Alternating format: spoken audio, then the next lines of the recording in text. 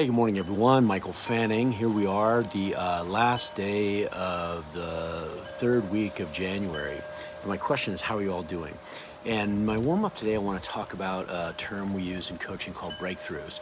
And you might be familiar with a gentleman named Tony Robbins. Tony Robbins, is so good at what he does, not because he gets people to change, it's because he gets people to realize their breakthroughs.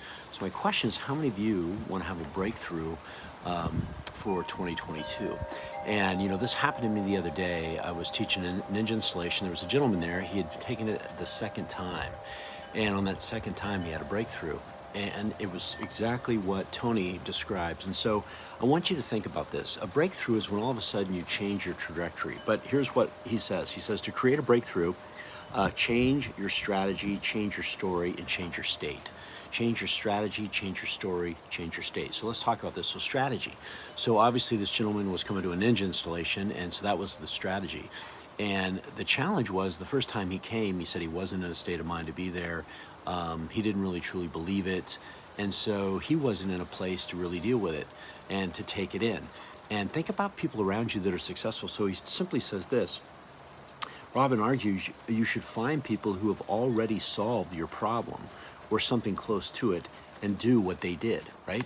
That's a strategy. So find a system or a process that's successful, that has predictable results, and go try it out. But here's the second thing. So when he says you got to change your story. So what's that mean? What that means is change your story is equally straightforward. Let's read this to you. It says, if psychology can be straightforward, here's what it means. When someone has the right strategy in front of them, right? So they have the right strategy in front of them, and he still doesn't or she doesn't succeed, then they have created a set of beliefs, what Robbins calls a story, about why it won't work, why it can't work, why it works only for other people, right? In other words, instead of embracing the proven strategy, they put roadblocks in their own way. So you gotta change it, right? Change is difficult and scary for a lot of people. And what they'll do is they'll make stories up that don't even make sense so that they can't go forward with that strategy. So the point is you gotta change your story, right? You gotta change your story. And last but not least, this very last part, it's hard to change your story when you're in a lousy state. So you're trying to change your story, but you don't feel great. You don't feel great about your life. And he says this, if you feel like hell, you don't think to yourself, life is beautiful. Robbins argues correctly that your mental and emotional state colors your perception and experiences of everything in your life.